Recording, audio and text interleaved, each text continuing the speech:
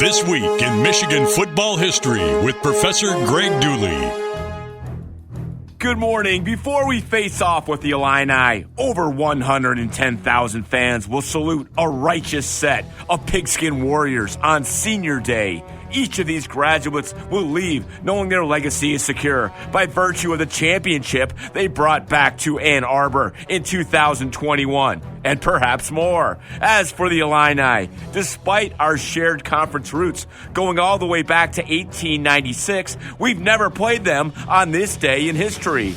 Our most common opponent on November 19th is the Buckeyes, whom we faced 10 times. This includes the 1977 game, a 14-6 victory for Bo's men over Dr. Strange Hayes in the 9th edition of the famed 10-Year War. The next most common opponent on this day in history is Minnesota, the first contested 132 years ago in 1910. This was actually the second time the OG, the Little Brown Jug, was on the line. But did you know that this was actually a non-conference game? Michigan left the Big Ten in 1907 thanks to a dispute over conference reforms.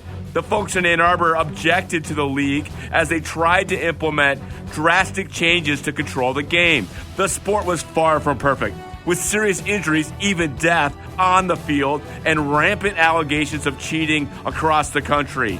And the academic establishment across the conference was concerned that the student body was becoming far more interested in watching football than hitting the books. Can you imagine?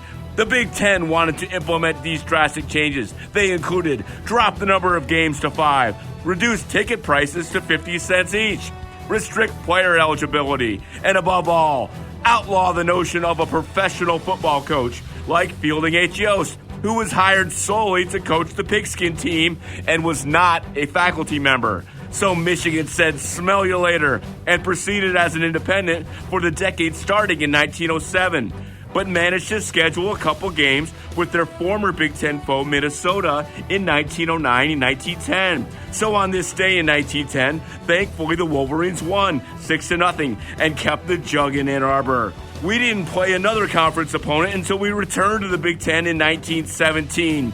But rest assured, it did not take Yost long to get back on track, winning every game in 1918 to claim Michigan's 5th national title. Go Blue. Beat the Illini. For more, check out mvictors.com and WTKA.com for the Key Bank Countdown to Kickoff.